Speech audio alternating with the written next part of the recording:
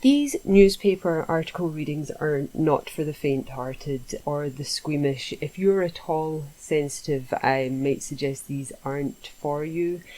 If in doubt, check the description below. It'll tell you which topics are covered in this particular episode. There's both human and animal suicides, and you heard that right. There's also horrific descriptions of injuries, as well as the deaths of youngsters.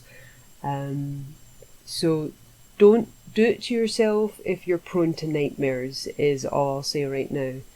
Not all the articles are horrible. Some of them are uplifting, some of them show incredible bravery and heroism. There are near misses.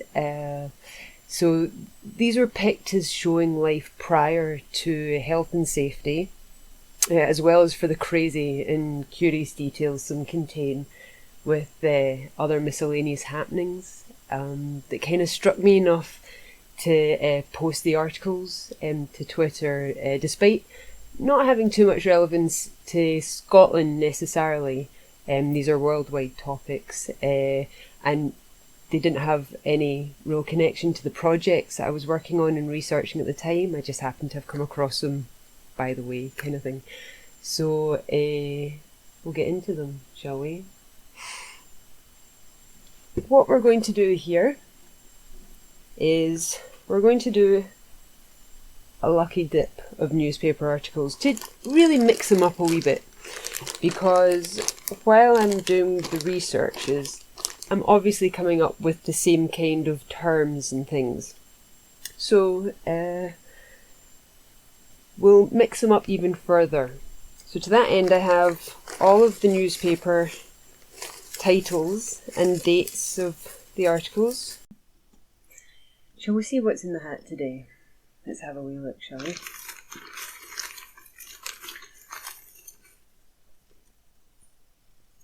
This one? Yeah? What have we got? The Edinburgh Evening News for the 21st of January 1874. So have a look at this one.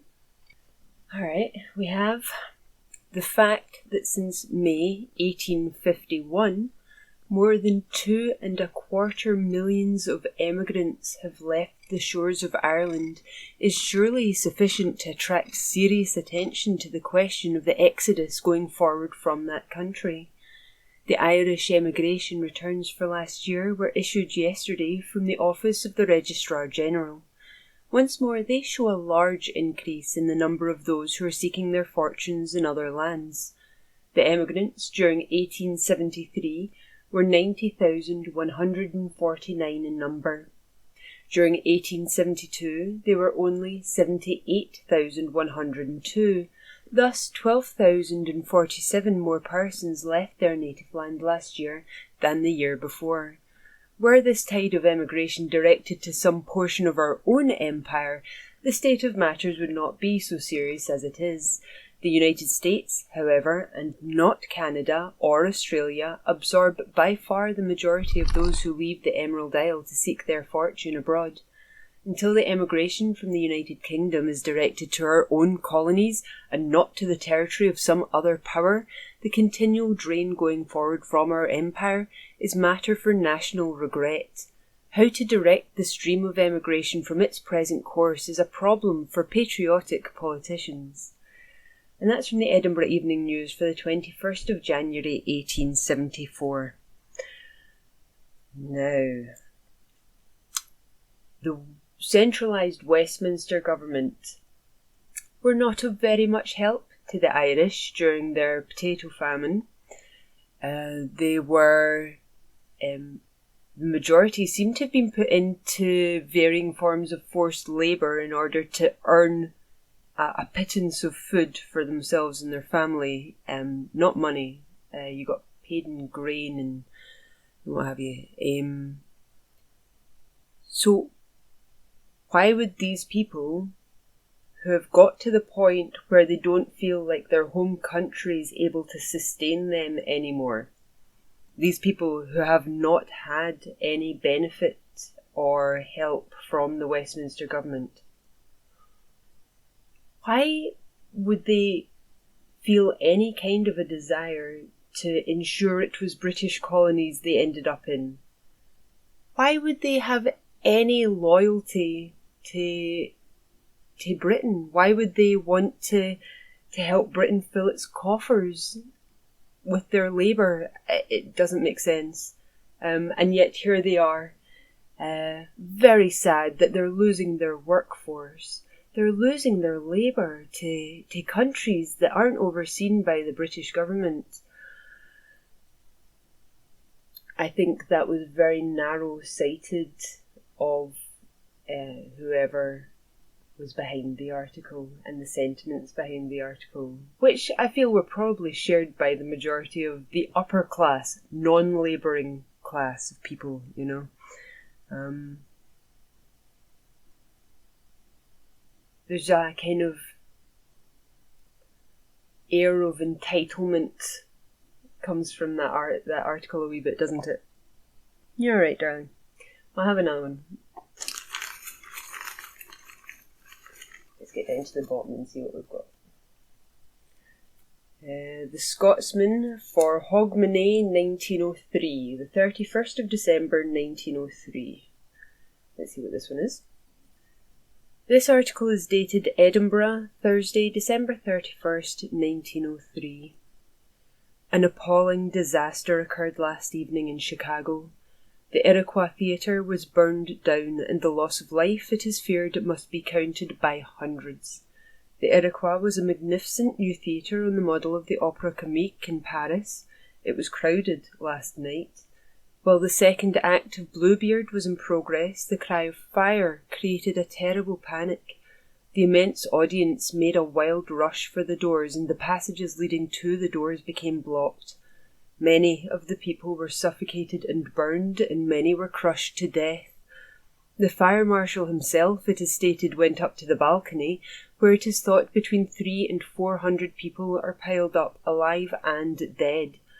After 100 corpses had been conveyed to the dead houses, whose houses refused to take more, as there was no more room, though numbers of dead bodies were being constantly brought from the burning theatre. The police estimate the number of dead and injured at 500. And that's from the Scotsman for the 31st of December 1903. That is an appalling disaster. Oh, just the idea of being crushed to death. That happened, I want to say, in Newcastle. It may have been Liverpool, in England. There was a children's troupe doing the rounds, and so the majority of the audience were children. When the people on stage started to throw out little goodies to the children, those up in the balconies and up the stairs were jealous of the children, you know, getting in the pit, getting all the goodies thrown to them. So they make a rush down into the main floor. The doors were jammed half closed in a preventative measure to stop the children higher up from being able to get into this lower pit, but also for those in the lower pit being able to get higher up. They wanted to segregate people as per their ticket value. So they'd made it very difficult to get from one area to another. And that was a crushing incident within a theatre. Children were just being taken out dead and half dead for a while. That was much like this event. The two are very similar to my mind. I don't think they considered theatre construction in terms of what to do when large amounts of the audience needed to leave quickly. I don't think that was part of the building process or in the plans for the works. I'm sure there's been other events very similar besides those mentioned in this episode. We'll have another one. Something a little more positive. A little more positive. Does this feel positive? What do we think? We have the Glasgow Morning Journal for the 1st of September 1862. See what this says. Well, we don't have deaths, so that's good. This is entitled Glasgow Police Intelligence, Saturday, Central, before Bailey White. Assume that's Central Court. Calling a schoolmaster names. David Campbell, a boy of about 13 years of age, was charged with using insulting and abusive language towards Alexander Reid, teacher, with a view to provoke a breach of the peace. Mr. Reid, it appears, is master of a school in Oswald Street, and on Friday evening, while passing up Hope Street, a number of boys, of whom Campbell was one, called after him, "Budgie, Budgie," renewing the outcry on his coming back a short time afterwards. The charge was found proven, and a fine of 5 shillings, or, failing payment, 5 days' imprisonment, was imposed. And that's from the Glasgow Morning Journal for the 1st of September 1862. 5 shillings, or 5 days in prison, for shouting "Budgie, Budgie" at your teacher while not in school, while out on the street on your own time. That seems a little excessive to me, especially as it was Wayne's. But did we not in a previous episode have an anonymous, an unnamed man walk into a house, steal one of the family's children in front of them, and run out the house, get caught, have to have the child prized from him? Like, just craziness. Like, just really concerning behaviour from this man. He, I believe, got a 5 shilling fine for that act. I'm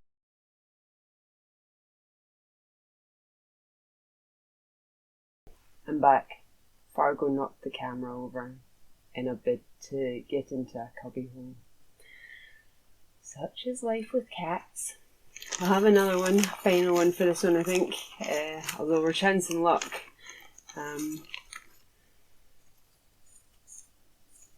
We have the Glasgow Courier for the 15th of July 1857.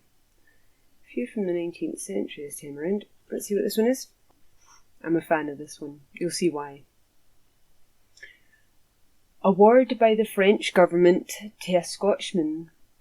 Some 10 years ago, Mr. John Kyle of Clydeview, Partick, near Glasgow, an eminent horticulturalist, after a long course of experiments, propounded as a preventative and cure for the great disease, which about that time commenced its ravages in France and Spain, the application of sulphur to the plant.